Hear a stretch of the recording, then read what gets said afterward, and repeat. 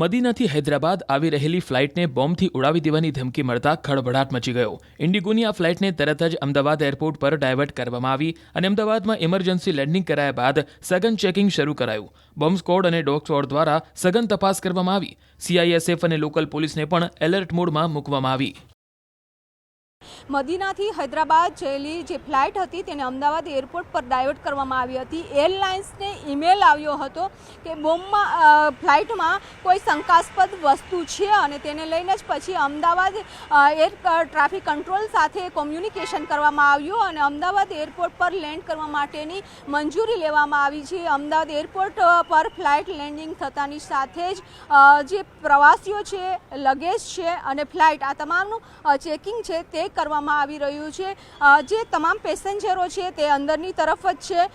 Arrival ગેટમાં તેઓ છે અને તેઓનું પણ સ્કેનિંગ કરવામાં આવી રહ્યું છે. ત્યારબાદ જે લગેજ છે તે લગેજનું પણ ચેકિંગ કરવામાં આવી રહ્યું છે. હાલ પ્રાથમિક તારણ પ્રમાણે અત્યારે જાણવા મળ્યું છે કે કોઈ શંકાસ્પદ વસ્તુ મળી નથી, પરંતુ તેમ છતાં પણ આખી પૂર્ણ તપાસ છે તે કરવામાં આવશે. એક વાત એ પણ હતી કે બાયો વેપન પણ હોઈ શકે, કોઈ શંકાસ્પદ વ્યક્તિ પણ હોઈ શકે. આ તમામ પ્રકારની જે વાત કરવામાં આવી હતી તેને લઈને જ અત્યારે અમદાવાદ એરપોર્ટ પર છે તે ચેકિંગ ચાલી રહ્યું છે.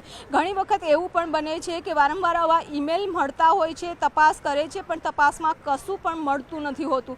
પરંતુ જ્યારે પણ આવા ઈમેલ આવતા હોય છે, કોઈ દ્વારા મેસેજ કરવામાં આવતા હોય છે તો તેને સુરક્ષા એજન્સી દ્વારા સતર્કતાને ભાગરૂપે, સલામતીના ભાગરૂપે એ મેસેજને ધ્યાનમાં રાખી અને તપાસ કરવામાં આવતી હોય છે. ત્યારે અમદાવાદ એરપોર્ટ પર પણ સ્થાનિક પોલીસ અને જે સુરક્ષા એજન્સીઓ છે તે તમામ દ્વારા ચેકિંગ છે તે હાલ પણ અત્યારે ચાલી રહ્યું છે અને અમદાવાદ એરપોર્ટ પર પણ એલર્ટ છે તે આપવામાં આવ્યું છે. એટલે કે તમામ તપાસ પૂર્ણ થઈ ગયા બાદ જ ફ્લાઇટને ટેક ઓફ માટેની મંજૂરી આપવામાં આવશે.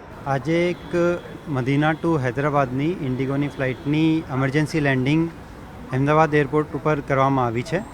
એનું કારણ એવું છે કે હૈદરાબાદ એરપોર્ટ ઉપર એક ઈમેલ મળ્યું, ધમકીવાળું ઈમેલ, જેમાં આ ફ્લાઇટ જ્યારે લેન્ડ થશે એને બોમ્બથી ઉડાવી દેવાની ધમકી હતી. જેના કારણે એક એમરજન્સી લેન્ડિંગ કરવામાં આવી છે અને સુરક્ષા એજન્સીઓ દ્વારા તપાસ હાથ ધરવામાં આવી છે.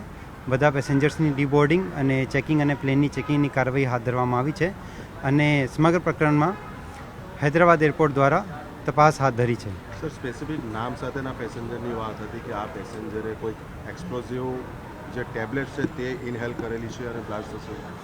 આ ઈમેલમાં એવું લેખ હતું કે જ્યારે આ ફ્લાઇટ લેન્ડ થશે તો એમને એક રિમોટ કંટ્રોલ ડિવાઇસ દ્વારા ઉડાવી દેવામાં આવશે, પણ કોઈ પર્ટિક્યુલર પેસેન્જરની કોઈ સસ્પિશિયસ એક્ટિવિટી અત્યાર સુધીની તપાસમાં ધ્યાને ઉપર આવેલ નથી. એ હૈદરાબાદ પોલીસ દ્વારા ફરિયાદ નોંધવામાં આવી છે. મેલમાં જ્યારે આ ફ્લાઇટ લેન્ડ થશે હૈદરાબાદ એરપોર્ટ ઉપર ત્યારે એને બોમ્બથી એક રિમોટ કંટ્રોલ ડિવાઇસ મારફતે ઉડાવી દેવાની એક ધમકી હતી.